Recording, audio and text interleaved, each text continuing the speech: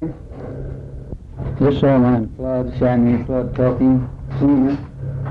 Oh, here several years ago I was down at Tony Workman's office, and Mr. Woods came in and asked me to make a tape of my early life here in Oklahoma. He said it was for the University Living Legend Library for the 89ers. Yes, I'm an 89er. I came in here with my father 1889, and I was 11 months old. First, I think I'll tell you about my dad. My father, Zach T. Flood, was a rover. He and his brother both worked for Mr. Lovell out of San Antonio, Texas. They'd buy these cattle up in the wintertime, and in the spring and summer they'd drive them through to a railroad point, usually in Kansas, where they could have a shipping point. And now I have a book in my office published in New York in 1882. The title of the book is The Love of the Cowboy, the longest cattle drive of record. They left Brownsville, Texas, March 15th with 3,100 head of Longhorn, and they drove them all the way through to Bronson, Montana. They delivered them there to the government Indian agency there for the Blackfoot Indians, and their saddle was their home, or they had to sleep on the ground, and the men or the horses and the cattle had to swim over river. They didn't have any bridges them days, you know. They could usually get the ferry wagon over get the chuck wagon over on a ferry, and their salary was $50 a month. Now, my father, Zach Flood, was ruptured in 1886, I believe it was, and he had to give up this hard riding, so the government taking him on as a helper or more of a rank-earned guide. They're getting ready for this opening of the territory here.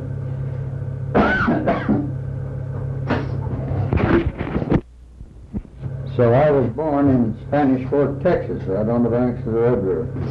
When they opened the country, my father was helping surveyors in here and laying it out and whatnot. And when they had the opening, I couldn't say for sure that my father made the run or was already here and staked it. I don't know, but the fact is that he homesteaded southeast of Moore down there on headwaters of the Little River. Leads me to believe that he run in from Purcell or the south. Anyway, that don't make any difference.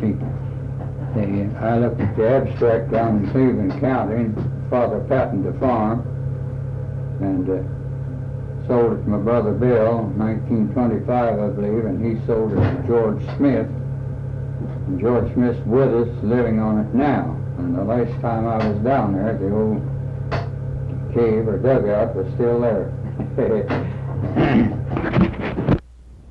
Anyway, the hard work on the farm was kind of telling on Dad, him being ruptured, and Brother Bill hurt his leg and wasn't much help to Dad.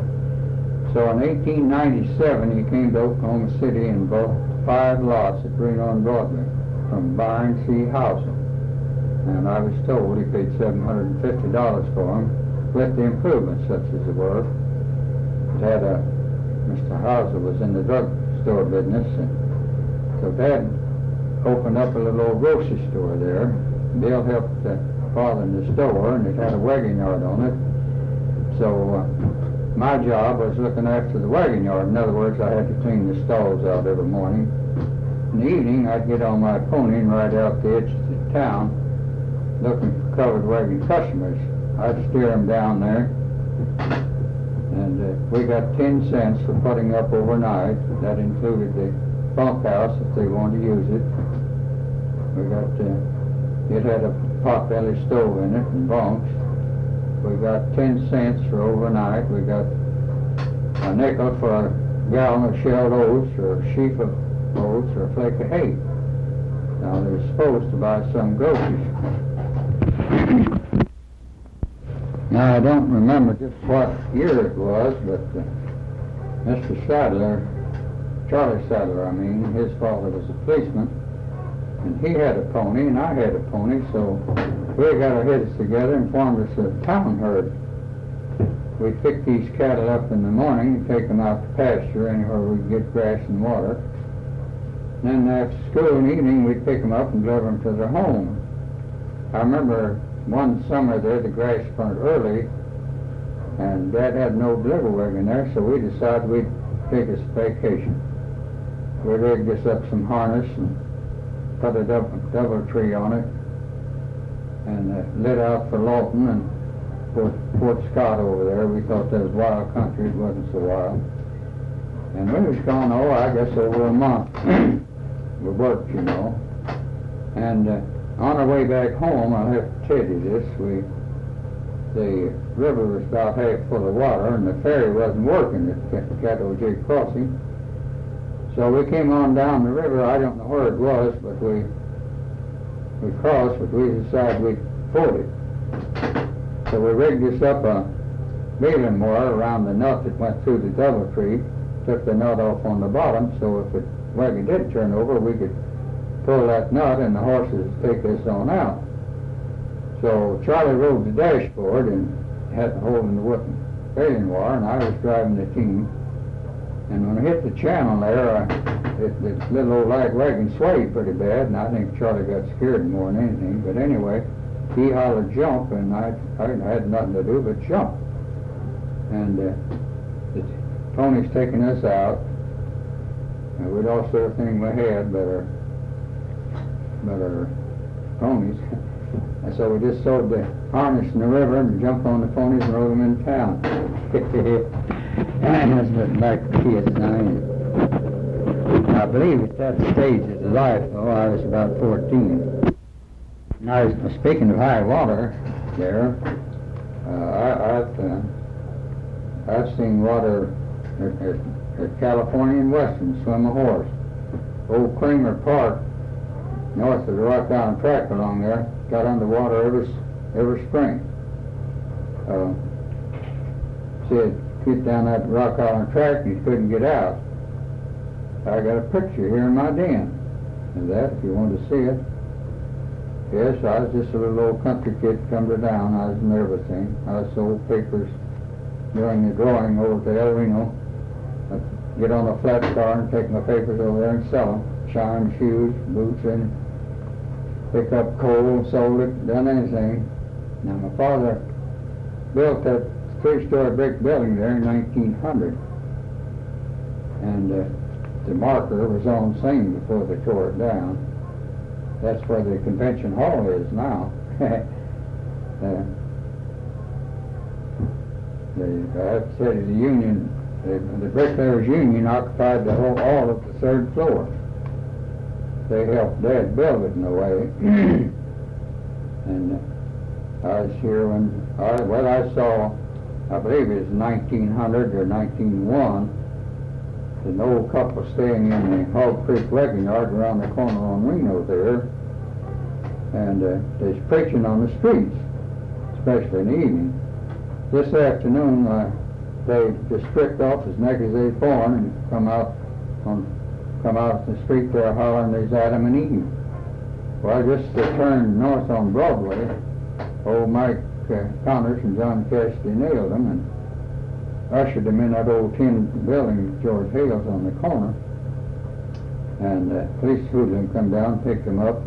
They said they sent them back to Kansas City, where they're from.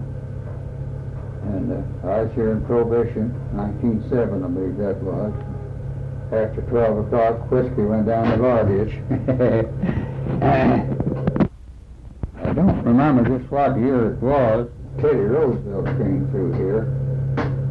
Anyway, I got a picture here in my den that's taken down there by the old compress, I believe on Noble, east of the track, Santa track. Old Captain Hunter's in the picture, yes, I was in the picture too. And I have seen men gone down. Now from 1897 to 1903, I believe it was, we lived at 117 South Broadway on this property. And across the street, there's a saloon on the corner and one on the alley. And and it's a wonder I ever made it. Now, my schooling was interrupted because they wanted me to come to high school to help them play football. I was having Central High School was having their annual battle with Dallas then, and then the next year, Cy Young got a job coaching out here at Epworth University. That's OCU now, and old Cy wanted me to come out there and pitch baseball for him, and I did. And I believe it was the next year, maybe the second year, old Dad Risley, who used to play with Oklahoma City here in the Western Association, he got a job managing the Fort Smith Club in the OAK League.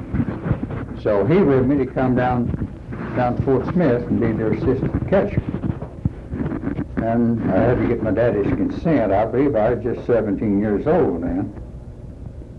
But I remember when I lived in Fort Smith downtown on the street in the newsstand, there was a magazine there with a big sign on it that says, "Hell on the Border. Judge Parker hangs 99. So I don't know, as the season ended that year or the next year, I was home and answered my dad's morning the catcher down in Comanche, Oklahoma. They're having a big annual carnival down there. It lasted 2 weeks. So I went down there and taken the job, and they told me to check in at the old commercial hotel there. They was paying my room rent, you know. So the clerk told me, said, "Well, we're crowded, and you'll have to share this room." I told him that was okay. Now, Billy Simpson and Eugene Middlebrook, the pair of pitchers that was already there, they had them a room. There's only about 6 rental rooms in this little old frame hotel, commercial hotel, the only one there in Comanche. So that evening when this man came in, he introduced himself to me as Frank James. Well, I don't know, anyway, I stuck it out, and I'll say this, that Mr. James was a perfect gentleman. He even bought my breakfast one morning. Frank was there more as a drawing card, I guess, than anything else, but he started the races, was a judge. They had baseball in the morning, and racing in the afternoon, and night they had knockdown dragouts, the carnival they called it. And I never seen so many darn Indians in my life. I mean, a lot of them, the majority of them are just blanket Indians. And that carnival lasted 2 weeks. I guess it must have been the next spring, after the season's over, old Logan Taylor, that was out pitching for Epworth University, he called me and wanted me to come down and help him out down Sulphur, Oklahoma, and I did. And playing on the Sulphur team, I believe he played third base, was a young man named Bob Bailey, just home from college, and he'd been elected sheriff of that county. But one evening there on the streets, he put this Monte Carlo gambling guy under arrest on the corner, and the old boy whipped a gun out on Bob, so Bob told him, "Go ahead, I'll get you later." So he stepped in his daddy's drugstore there on the corner and got his shotgun loaded with buckshot, and he lit out after old Bob, or after this gambler, I mean, and old Tony Adams and I was right after old, we was right over Bob's heel. And just going down the alley to a break in the building line, this gambler was fixing to go into the door of his joint, back door, and old Bob hollered at him, let him have it. Well, old Tony Adams and I was right behind old Bob. Now, if you want to ask Tony, Tony lives in Shawnee, or he did the last time I talked to him. He was in the real estate business over there. Tony was playing first base on the ball club. Now, I have a picture in my den here of that Epworth University. No, I don't have the Epworth. Anyway, I've got a picture here in my den of where they hung 4 down to Ada, Oklahoma. They hung for to get the right one. There's a big barn down there. Well, that's where old Lloyd Weiner got his wife, you know. Now, my father gave me half interest in the store, and I forget now what year it was, probably 1980, I believe, to get me to quit playing baseball. I didn't want the darn store, but I didn't want to make my father mad, so I accepted it. Next spring, they sent me my contract. I sent it back. Told them I was quit playing baseball. And so long, I think it's about the 1st of May, I got the fever, and I couldn't take it, so I just told my brother Bill he could have my interest in the store, that I was going to play baseball. So I was... He sent me a ticket to Newton County that we can't take it. Well, I went up there and started in the section and moved out on the main catcher. He stuck his finger in there. And I told all the work on me, and I wasn't in condition for it every day, you know. And anyway, my appendix started kicking up the consumption right on the ball field. So that put a period in my baseball career. By the time they give me back in the store, let me go back in the store. And Libby and I was married in 1911. That's 63 years ago now. Sold the store out in 1944. Well, I was struggling to get here. I was in poor health, and I couldn't get in the house, so I just sold it out. And that's selling real estate. I've been selling real estate ever since. I've also got a book here in my den. It's Red Mix, you know. Red was our United States Marshal here in the territory days. He's over the whole state. Now, Red is kind of next to his uncle. And old Charlie Carswell, Bill Sherman, and all the John Hugh Bradshaw, and Sam Barcel, and all those old boys was Red Mix. If I see this book, I'd be glad to show it to you. At the time, Mr. Mix had this published, he was selling real estate. Now, I guess they call that something bad, because he only had about 200 or 300 books made, and he did them all those things. I've got one, and I know Mr. Roy Hoffman's son, down First National Bank, he's got one of them. Tony Wakeman's got one. Now, I don't remember what year it was, so about 8 years ago, I guess. I had the flu. I don't think I'd have done it in the right mind. But, so, historical side out here, I told Mr. Boone, that's what it was, that they could have anything they wanted that I had, so here they come. And they were pulled in 2 cars. And I think they just like to clean me out. They taken, well, I told them they could have it. I had a buffalo head mounted up here that I killed down on the South Canadian River. I killed that down on old Frank Kavanik's ranch, and I think old Frank's still living down there. And that bald-faced eagle I gave him, old George Golf was with me when I killed that down on the South Canadian River, somewhere about Cattle Jake Crossing. Well, it was fire chicken and blue quail, scale quail, I don't know what all. They had that stuff mounted, but never seen the other stuff. They said they was going to make a booth with all that stuff together, but anyway, I've never seen it out there yet. There was mostly pictures. All them old baseball pictures I had, they've got them. And goose hunting and stuff like that. Epworth University, baseball club. Gosh, that was idyllic. All them old boys in that old Red Phillips and that used to be our governor, you know, and a whole lot on the street. Yeah, the Salvation Army Advisory Board, and they got that. Oh, they just got a whole lot of them. But I still got a lot of them left. I got an antelope here I killed up on my ranch I bought out in Roger Mills County. I didn't tell them I killed it out there. They took it, I guess. I've also got a book here in my den. Title of it's Before Bob War.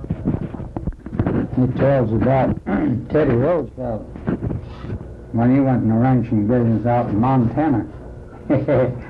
And it was 1886 when they had that awful freeze. And old Teddy come back out from New York that spring, found everything froze to death. He just walked off and gave it to the boys and went back to New York. That's before he got run for governor, you know. I've also, well, I'll tell you about our 60th anniversary. Ruby and I had a big blowout, and the boy from the Oklahoma Times come out and made a picture. Next evening it was in the paper. Ruby's holding this mountain lion, you know, and the write-up says I killed that down on my father's homestead. Well, I don't remember that, saying that, but I did kill that lion. I killed 3 mountain lions in my day. I'll have to tell you about this goose hunt we made. I believe it was 1930 when we had that awful drifty snow and freeze. Well, old George Campbell, Fred Gar, and Clyde McQuan and I went out to Canadian Texas on the goose hunt. Old Vic Smith lives about 16 miles this side of Canadian. An old boy we hunted with out in New Mexico quite a bit with, and we went out to his ranch. He's got a big spread there, I think 1,000 acres of wheat. We stayed at his house and hunted geese. Well, about the second day we came in that night, Mrs. Smith was all excited. She said there was, over the radio, there was a big blizzard coming. And while she was fixing our dinner, why, we fixed our coops, had to put the live decoys in there back in, and it had 48 dead geese now. We had to tie them on the outside of the car. So after dinner we lit out we made it into Clinton that night, or morning, about 2 o'clock. Next morning we got up, there was 3 or 4 foot of snow on the road. So we lit out and made it into Weatherford that night. And the next morning there was 2 or 3 other cars wanting to go with us. I remember one of these old boys was this fellow Schaefer, this oil man. He had a big Buick car, and he was a helper. He was a good scout. Anyway, we went as far as the Washita River to get through those snow drifts. And we hit that Bridgeport road going north, where it was open all the way into Bridgeport, and we got there, they drug 66 highway, so we made it all in that night. Now, old Clyde McQuan lives right out here on about 1600 block on 36. If you'd like to ask him about it, all the other boys who did. In World War I, the farmers couldn't get any help hardly at all. The wheat's down, you know, and it's raining, and they was afraid they'd lose it, so the Oklahoman was running ahead for free shoppers, volunteered. Since I had a country trade, I would take a load out 1 or 2 trips a week to help shop wheat. And do that to the ground again. That's about all I've got to say, and I'm sorry that I've taken up so much of your time here. It seems longer than I thought it would be. My throat, when I talk a little bit, gets kind of dry, and I apologize for it too. And this is Old Man Club saying so long again. For all of you, God bless you. Now, I've got a lot of pictures left in my den, old time pictures. And, so, I got a few baseball pictures left too, if you'd like to see them any time. Got some other books there. I've got several books I'm having to see. So long.